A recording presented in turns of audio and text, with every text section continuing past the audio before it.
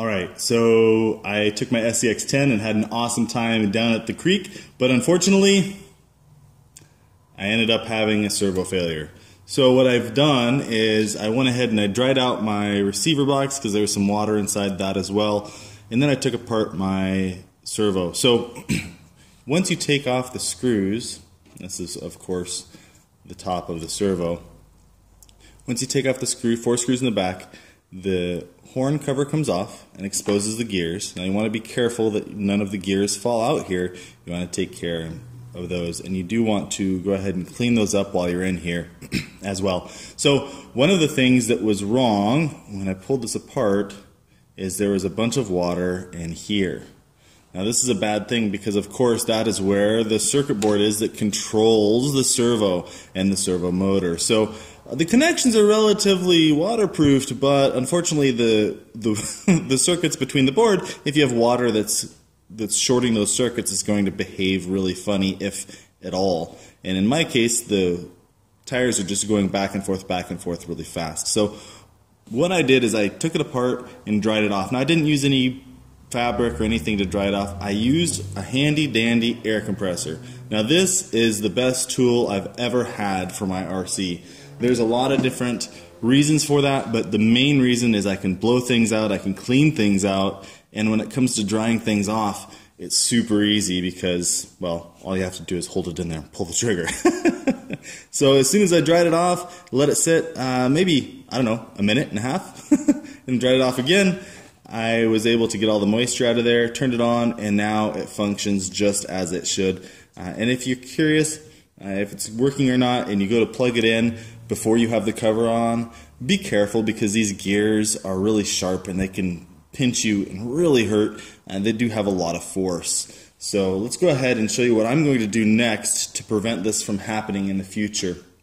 So where the water came from was through the top here, through this horn. And unfortunately in this particular servo, there isn't a O-ring gasket. For some reason I had it in my head that this would be a waterproof servo, since the truck is waterproof, but apparently I was incorrect. So, moving forward, we're going to do the best we can to go ahead and waterproof that. Alright, now we have pretty good charge of grease going around that horn.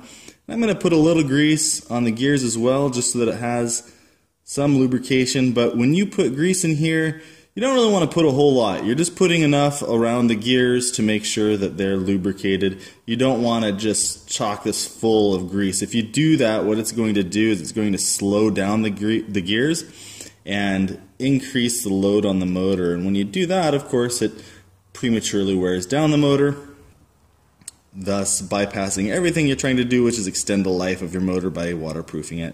Now again, this isn't a foolproof way. It's going to allow some water in. It has a potential to anyway, but the idea is to do the best job you can to prevent water from getting in. Alright, now that that's done, the next step, I'm going to do the same thing on the cover. So now what I've done is I went ahead and applied a bunch of grease on the inside of this horn cover where the horn actually goes through the plastic. And as you can see, it's pretty well full. So this is a good thing. And again, we don't want to put a lot of grease on the inside here, because if we do that, it's just going to slow down the gears and increase the wear on the motor. So now when I push this on, you'll see it pushes all that grease out. And that's okay. Just means that we have a lot of grease in there, and that's exactly what we want. There we go. Perfect. Now the next step I'm going to do is take this little bit of extra grease that's on top. I'm going to put it around the outside. Now if I wanted to go all out on the servo, I would go ahead and add a little bit of Plastidip. So I'd wipe away the extra grease here, and I would dip this whole thing in Plastidip and let it dry. But in this case, I'm not really worried about it. Again, this isn't my favorite servo.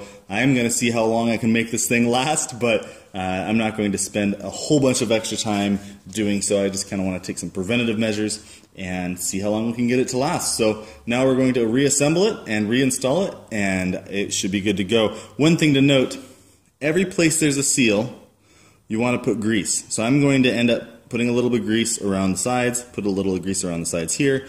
Everywhere there's a crease, put some grease. It rhymes for a reason. I went ahead and applied some grease to all the seals here. I'm going to continue to do so, but I wanted to let you know when you apply this grease, it doesn't need to be gooberish. It doesn't need to look like a huge booger. You just need to get a little bit on there and spread it around. It doesn't really need to be super thick. Now remember, when you do put grease on something, make sure you're going to take it apart after the end of your runs, because if you don't take it apart and clean it and it has a bunch of grease, it's just going to make things wear more and it's going to collect a bunch of dirt and it's just not going to be a pleasant experience for you. So believe me, you're going to regret applying grease like this if you're not willing to take it apart and clean it at the end of your run. But if you are willing to take it apart and clean it at the end of your run, then this is a good way to make your equipment last a little bit longer. When reinstalling servos, one of the problems that we all have faced from time to time is that we install the servo without lining everything up. You turn on your car and all of a sudden, with the wheels turned straight, the tires are turned hard right or hard left, and that is just straight annoying. So I wanted to spend a couple seconds to let you know one way of preventing that from happening. First step, set the servo in there, but do not connect the tie rod yet. Leave it loose. Secondly, plug your car in after you've turned on your transmitter. Now, speaking of transmitter, it's at this point that's a great idea to go ahead and center your trim. Now, everything's hooked up and set properly, so now when we turn the wheel, it'll actually turn the servo. You can hear it moving.